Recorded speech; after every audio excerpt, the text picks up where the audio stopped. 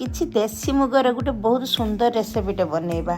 प्रथमे मु मुग को भल भाव में बाछीदेली, जेहेतु कि ये घरे ही मुग बाली फाली गुड़ी फुड़ी थाए, ताको भल भाव में बाछिकी ताको 2-3 थर पानी रे धोईकी ताको 5-6 घंटा पर्यंत भिगेदेली।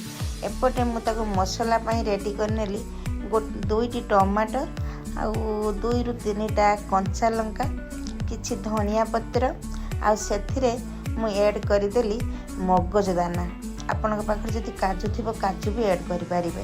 मुझे मगज दाना ऐड कली आ गोटे छोट चामच जीरा, गोटा जीरा आ से मात्र गोटे चामच मु दही देदेली, जोटा कि फ्रेश दही, खट्टा दही देवेनी, फ्रेश दही देदेली। ताको ग्राइंडिंग करदेली आ कढ़ारे तेल गरम करिया पर्यंत टिके समय छाड़देली। तापर से गरम मसला रे मु गोटे गुजराती, छोट टिके दालचीनी, लवंग, स्टार फूल, तेजपत्र आउ 2टा सुखिला लंका ताको टिके भल भाव में भाजी नेली।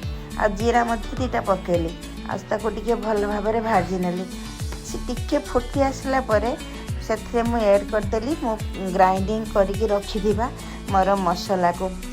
से पानी टोटाल देलीनी, खाली ग्राइंडिंग करके जो रखी से बाटीटा धोईकी अल्प टिके पानी से व्यवहार करमी, बेसी देवेनी। आ से मुझेदेली भुरसुंगा पत्र। मु भुरसुंगा पत्र केबे तेल रे दिए नाही, मसला टिके हे आसला रे मु भुरसुंगा पत्र देली। आ अदा मध्य टिके छेचिकी रखीदेली देली।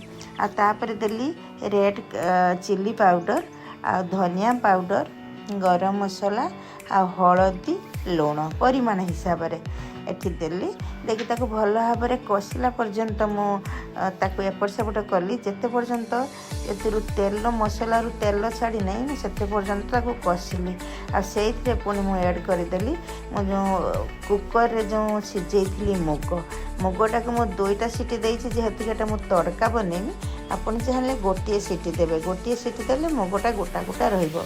एठी मु टिके घी को तड़का देवाई, टिके घी से गोटे हाफ चामच लाल कस्तूरी लाल मिर्ची पाउडर आउ अल्प 2टा आमर धला खसा बा तिल जेटा को कहती सेटा को टिके मु तड़का देवाई ताको टिके भल भाव में गरम करनेली। जेते काले देखली एटार फेण टाइप आसीगला, मु जो तड़काटा बनईली तापर या देदेली। आ अल्प टिके पुणी से धनिया पत्र दे पिला मानकु खाइबा को देली। आपन को जदि रेसिपी भल लागला घरे बनेकी खातु। एटा बहुत हेल्दी आउ टेस्टी मध्य, बिना प्याज रसुण रे। आपन याको भात सहित खाई पारिबे, रोटी सहित खाई पारिबे, उपमा सहित खाई पारिबे।